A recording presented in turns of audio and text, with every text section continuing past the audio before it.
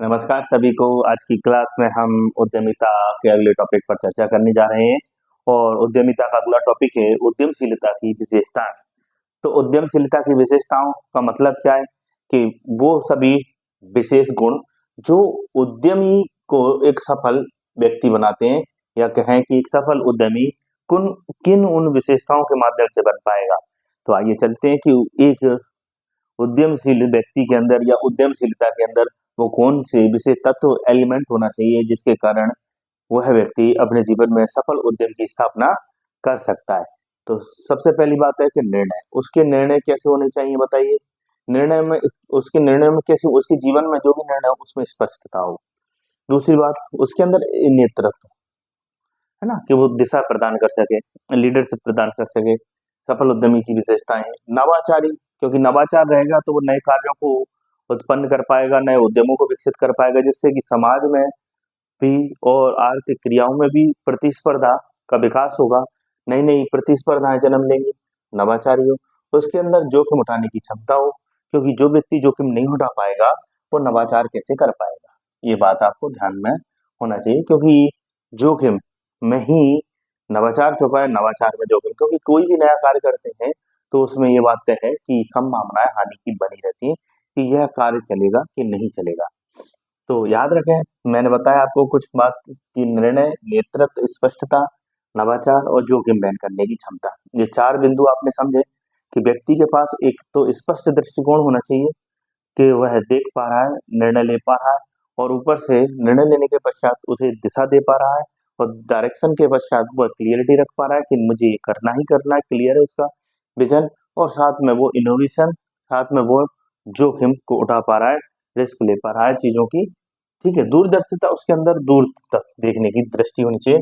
दूर तक देखने की दृष्टि का मतलब ये नहीं है कि मंगल ग्रह और चंद्रमा देखना, उसके पास ये दृष्टिकोण होना चाहिए कि उसके पास भविष्य में अपने इस उद्यम को लेकर क्या क्या संभावनाएं बन सकती हैं, कैसे यह उद्यम प्रतिस्पर्धा करके और अधिक लाभ कमा सकता है, कैसे मेरे उद्यम में और स्टेबिलिटी आ सकती है, कैसे यह उद्यम ब्रांड बन सकता है, कैसे मेरा उद्यम लोकप्रियता हासिल कर सकता है, कैसे वह उद्यम भविष्य में उपभोक्ताओं के बीच में अपनी पहचान बना सकता है। तो इस प्रकार का दृष्टिकोण उसके पास होना चाहिए।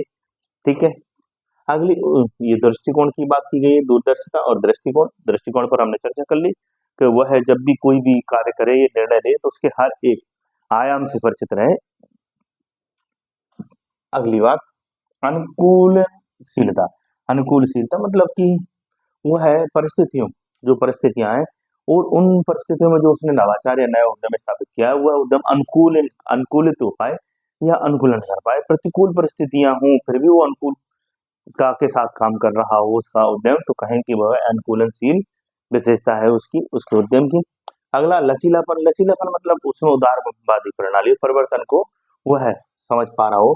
बाजार बदलाव, जैसे कि बाजार में बदलाव कि भाई उपभोक्ता की रुचि को देखकर हम बदलाव कर सकें, उपभोक्ता के उपभोग को हम देखकर बदलाव कर सकें, तकनीक को देखकर।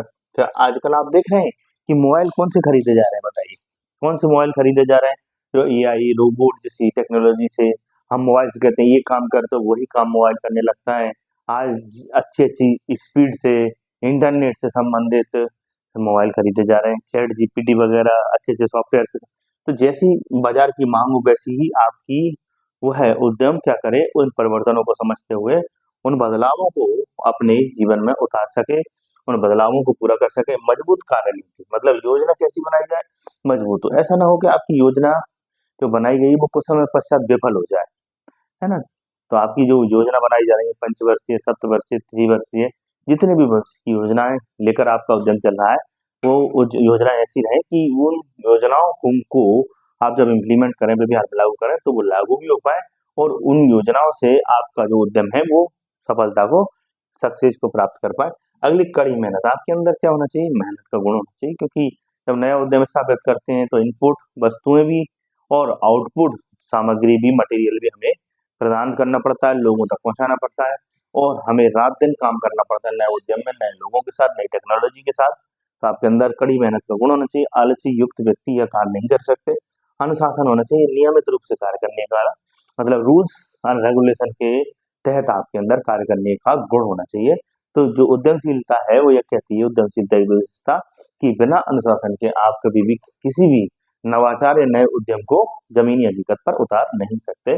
अगली बात, नेटवर्क। आपका नेटवर्क अच्छा होना चाहिए, मतलब कि आप कच्चा माल कहाँ से प्राप्त करेंगे, वित्तीय संसाधन कहाँ से प्राप्त करेंगे, आपकी दूर दूर तक किसी व्यवस्था से पहचान, मतलब कि आप जानते हैं कि नहीं जानते, आपका आउटपुट में बाजार में आपकी जान पहचान है कि नहीं, लोगों से आपका जुड़ाव है कि नहीं। तो ऐसा व्यक्ति क्या करता है, कम समय में अपने उत्पाद को, अपने द्वारा जो नवाचार किया गया है किसी उत्पाद का या सेवा का, वह जल्दी से जल्दी लोगों तक उसे क्या कर सकता है, पहुंचा सकता है, और लोगों को उससे जोड़कर अपने उद्यम को अधिक लाभकारी बना सकता है।